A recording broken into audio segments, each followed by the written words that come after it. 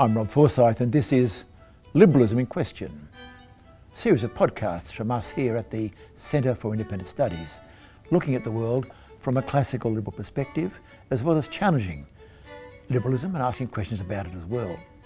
I'm delighted to introduce my colleague Peter Curti in conversation with Dr. Nigel Biggar.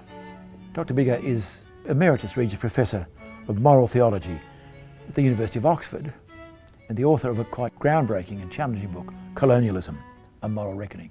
Thanks, Peter. Nigel, a very warm welcome to Australia and to the Centre for Independent Studies. Thanks, Peter. I'm really delighted to be here. You are here principally speaking around the themes that you addressed in your book, Colonialism, A Moral Reckoning. Let me ask you two questions. How has that book been received in Australia, which of course is an outpost of what was the British Empire? And what were you intending to do when you embarked upon a specifically moral reckoning of the issue? Yeah. So I think Australia has been discussing issues to do with its colonial history for 4 decades because of the issue of Aboriginal people here. So before I came, Peter, I asked myself, what can I possibly add to this long discussion?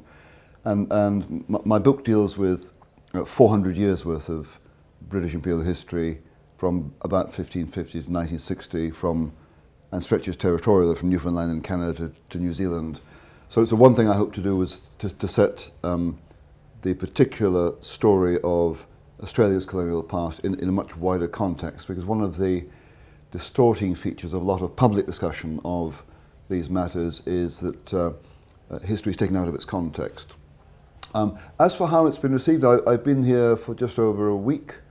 The places I tend to speak at tend to be generally sympathetic, so I'm probably getting a slightly unbalanced view, but there's no doubt that there are lots of people in Australia who want to hear a story that is not relentlessly negative, and frankly the historical facts about the British Empire here and elsewhere do not support a relentlessly negative story. So I'm glad that some people here want to hear a more balanced view. I've been published in the Australian newspaper twice now, once on this issue. So I have no doubt there are people in Australia who would object violently to my views, as they do in some of them in Britain. But it's clear that some folk here in Australia want to hear a more balanced view. So that I'm pleased to discover. What were you seeking to investigate by making a moral reckoning, rather than say an historical reckoning or a legal reckoning? It's a moral reckoning. How does one evaluate the morality of empire? So, Peter, I'm not a professional historian. My first degree was in history. My first love has always been history. I'm always reading at least one history book at any given time. But in my career as a professional ethicist, dealing with questions of good and bad and right and wrong, since the late 1990s, I have been applying my ethical expertise to difficult, practical questions. They tend to be political. So in the late 90s, I started off examining questions of forgiveness and reconciliation after civil conflict in Northern Ireland, South Africa, and elsewhere. And then I wrote a book in 2013 on the ethics of war, 4 years ago on the ethics of rights, and then lately on colonialism. So I've been in the business of trying to make coherent moral sense of complicated, practical questions or historical phenomena, and colonialism is surely complicated. So my book is anyone who reads it will encounter an awful lot of history. As I said, 400 years of history from Newfoundland to New Zealand. They'll discover that the British Empire and British colonialism was different things in different places at different times, sometimes different things in different places at the same time. It's quite hard to generalize about it. So my basic aim in the book was to give the reader the whole story and not the highly selective, highly partisan, highly politically charged caricature that is often put about. That's my basic desire. But each chapter is devoted to, as it were, a moral issue. What were the motives for empire? What was the empire's involvement in slavery? Was the empire racist? Did it involve, was it simply about the theft of land? Colonial government was not democratic until the very end. Did that make it illegitimate? Those kinds of questions. And in the conclusion to the book, I attempt to draw everything together into an overall moral evaluation of the British Empire. Because one of the things I think we're encouraged to feel by a section of Australian society, call them the elites if we want, is shame. We're meant to be ashamed of our past, meant to be ashamed of our history, and ashamed of the fact that we were ever a British colony.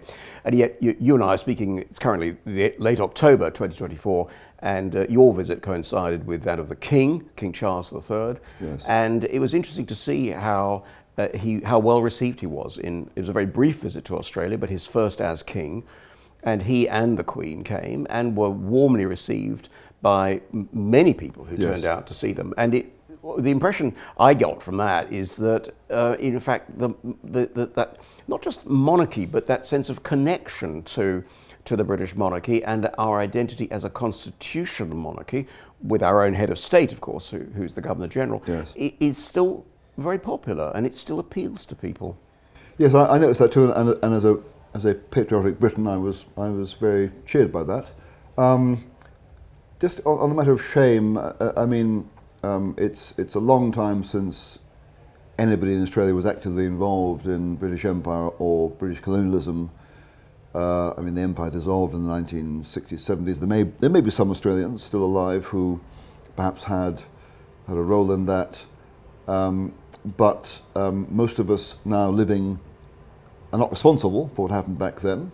We might be responsible for its effects, but we're not responsible directly for what happened back then. So in a sense, shame is not appropriate, because whatever wrong was done, we didn't do it. I think probably the word lament is better. So as a Briton, I identify myself as a Briton. I lament the fact that some ancestors of Britons, not my own people I don't think, were involved in slave trading and slavery. That's lamentable. But I didn't do it, so I don't feel shame. But you're quite right. I mean, the progressive story, the decolonizing story, tells us that there is nothing in our colonial past, whether British or Australian, that doesn't deserve lament. Nothing. So there was nothing good done.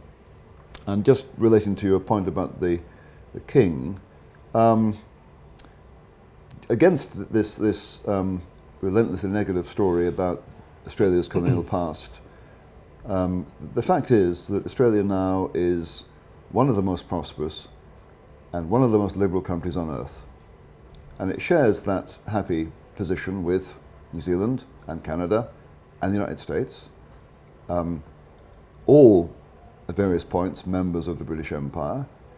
And that's really not a coincidence, because whatever tragedies occurred within the empire, most notably the spread of disease, whatever injustices, the unfair taking of land, whatever unjust killings, atrocities took place, those things may be true. It's also true that the British Empire exported the rule of law, free press, an independent judiciary, and the accountability of governments, particularly colonial governments, to the imperial government in London, all of which was part of a liberal political tradition.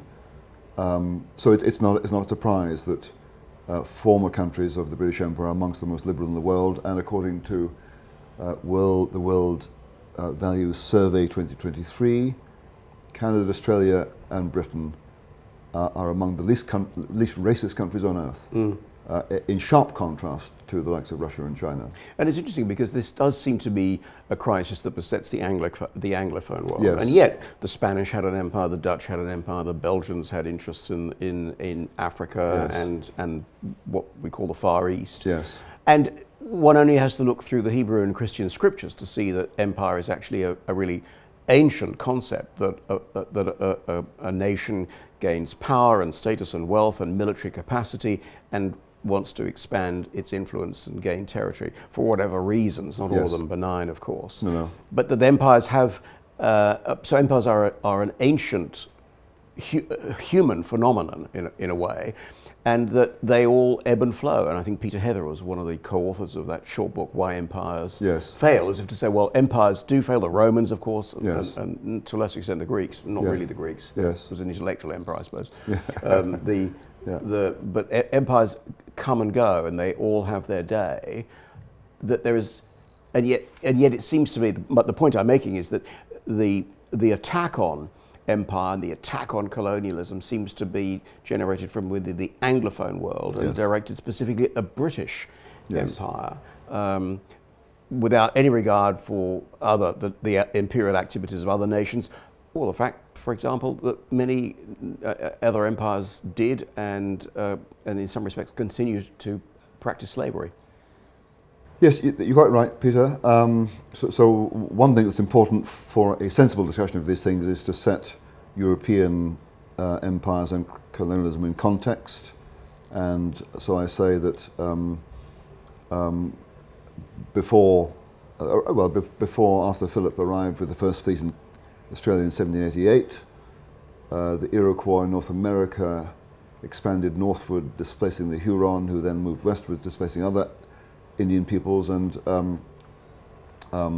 nowadays there are many complaints made about cultural assimilation. Well, the Iroquois had a quaint method of assimilation. When they conquered other native Indian peoples, they adopted the women and children, and they ate the men. So that's one form of assimilation. What happened in Australia wasn't that bad. But then in the southwest of what's now the US, the Comanche overwhelmed the Apache and created what even a sympathetic historian calls a vast slave economy. 1820s in South Africa, the Zulu, the militarized Zulu kingdom under Shaka start invading westwards, scattering other African peoples to 3 of the 4 winds in what is referred to by African people as the Umfikane, the crushing. And in 1835, closer to Australia, the Maori land on the shores of the Chatham Islands. What happens? They slaughter 10% of the Moriori population and enslave the rest. So by comparison, Arthur Phillip's landing in Sydney Cove in 1788 was considerably more benign than any of those. So I want to address your question about the focus on British Empire. Now, it's partly because we notice that because, of course, we're English speaking, and that's what Australians, New Zealanders, and Canadians, and Americans, and Brits all have in common. But and to some extent, the obsession with and the severe criticism of British Empire is, I think, connected with the Black Lives Matter in America. We're all being infected by American, radical American racial views. But also, I think the other reason why focus falls on the British Empire is that the British Empire is a token for the West. It's a proxy for the West, because after the Battle of Waterloo in 1815, for about 130 years, Britain and its empire was the leading power in the West. And then, to some extent, the informal American empire under which we all live now was built on the ruins of the British Empire. So in attacking the record of the British Empire, what's happening is an attack on a large part of the record of the West. I mean, I think this is a really important point because it's the attack is the key word. I mean, you say you're an ethicist. It seems to me that doing ethics has actually become harder because what people want to do now is attack something, Yes. and they're motivated by feeling, often by feelings of anger or hatred. But ethics requires something different. Ethics it requires us to think about how we live and the consequences of our decisions and how we evaluate different sets of circumstances. And just to broaden it out, because you wrote a paper for the Centre for Independent Studies earlier in the year on the morality of war. Yes. You've written about, as you mentioned, you wrote that book in defense of war. Yes. But also a significant book also was aiming to kill a number of years ago when you looked at the ethics of euthanasia at a time when it was particularly current. It's now legalized in Australia, yet to be legalized in the United Kingdom. We might come back to euthanasia and to war in particular, but what is the challenge? What do you see now, over the course of a long career, the challenge now of doing ethics, getting people to think in ethical terms, and to, as it were, not to put facts before feelings or to put evaluation before feelings? Yeah, that's a really important question because, of course, what motivates the critics of colonialism is a strong moral passion. And as an ethicist, I'm all for caring about the rights and wrongs of things. So I can't criticize them for being morally motivated. But my criticism is, first of all, that their moral passion is way out ahead of the data and the facts. The moral passion is built on substantial untruths about the past. And that raises the question in my mind as to what this is really all about. Because if you really care about solving a problem, let's say unjust disadvantage between different ethnic groups, Aboriginals and non-Aboriginals in Australia, for example, or black people and white people in Britain. If you really care about the problem, solving the problem, you will care to get the diagnosis right. You'll care about the facts and the truth about the facts. And I've noticed that often many people on the cultural left, when presented with evidence that their diagnosis is wrong, immediately move to sweep it off the table, to stamp on it, to shut it up. They don't want to hear it. And that tells me that they don't really want to solve the problem. This is not about solving the problem. And it raises the question, well, what is it about? At the risk of sounding too cynical, I think it's sometimes it's about careers, it's about social status, it's about, in the case of lobbying groups, it's about continuing to have support and finance. So there is a certain amount of careerism in there. More deeply, I think there's a kind of spiritual problem. I think it's about human beings really loving the role of being the knight in shining armour, the crusader, casting down the wicked. I mean, it's a human propensity. I think, speaking personally, I've enjoyed doing it sometimes myself. But this is much more to do with the ego of the crusader than it does with the plight of the oppressed. I think that's what is motivating it. So the crusader is. That's my. I mean, this is. I'd love to as it were, have a sure understanding of quite what is going on here, but the way in which my critics have behaved exhibits an unwillingness to allow evidence to correct the narrative, which then raises the question, well, what's your interest in this narrative such that you will not allow it to be challenged? I think that's a really important point, because if we may move to the question of war and the morality of war, there's a lot of war raging on the planet Yeah. as we speak, and war has been an ongoing occurrence. It didn't end in 1945, and it certainly didn't end with the fall of communism in the early 90s. War has raged continuously, even like in Yugoslavia, the former Yugoslavia, during the course of the 1990s. We tend now, I think, to pick on certain wars, the conflict in Ukraine and Israel, about which you specifically wrote for us, but ignore the conflicts that are going on elsewhere in Southeast Asia or in Africa or even in South America, the conflicts that are happening there. We settle upon particular conflicts and we decide that the pursuit of war is bad, or it's good. A defensive war is good, and offensive war is bad. And one looks back to the history of the UK in the 1930s, post-First World War, with the Second World War looming. There was a much clearer sense, it seems to me, reading the history of the period, or reading biographies, that the leaders of the day were in no doubt about the morality of war, that in some circumstances war was a good thing and it needed to be pursued no matter how terrible the consequences. It seems we've lost a lot of that. We've lost that capacity to evaluate war. How do you, the war, I mean, as I said, the conflicts you looked at were Ukraine and Gaza. How does the moral reckoning of those two conflicts play out for you? And as we speak in October 2024, those conflicts are still raging. I mean, I grew up, and you did too, if I may presume, in the shadow of the Second World War. Indeed, you may. And that was a war my father fought in. That was a war my father did not particularly want to fight in, but felt he had to.